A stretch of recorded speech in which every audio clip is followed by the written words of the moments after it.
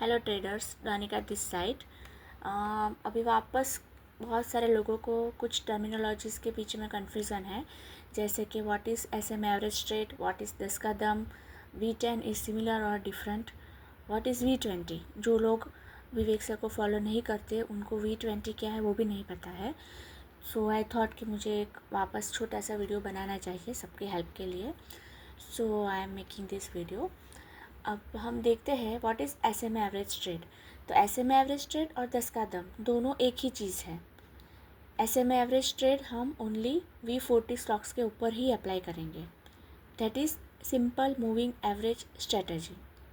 जब कोई V40 stock के ऊपर SMA एक्टिव होगा और उसकी बाइंग प्राइस से 10% प्राइस डाउन चला जाएगा, तब हम जो ट्रेड लेते हैं उसको SMA एवरेज ट्रेड बोलते हैं, which is nothing but that is 10 का दम। 10 का दम उसका थोड़ा मॉडर्न नाम दिया गया है, बाकी 10 का दम ही SMA एवरेज ट्रेड है।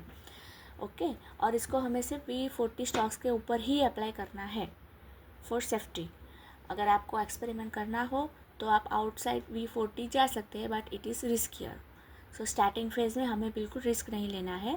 10 का दम यानी कि SMA average trade only and only V40 stocks के ऊपर ही अप्लाई करेंगे। Then what is V10? V10 is average trade again, which is to be taken in cup with handle and reverse head and shoulder pattern. And this will be applied on V40 and V40 next stocks. उसके बाहर हमें cup with handle और RHS को apply ही नहीं करना है। Then this V10 and SMA average trend और 10 का दम, ये दोनों चीज़ we will apply for only 10% gain in quick time. Okay, so I think this is clear to all. Now we will move forward to V20.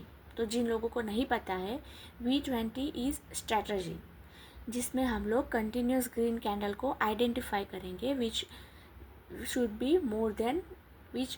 Create more than 20% range. अगर आपको इसके ऊपर भी डिटेल में वीडियो चाहिए तो मुझे बताइए, मैं पूरी V20 स्ट्रैटजी को A to Z simple words में कवर करके आपको बताऊंगी.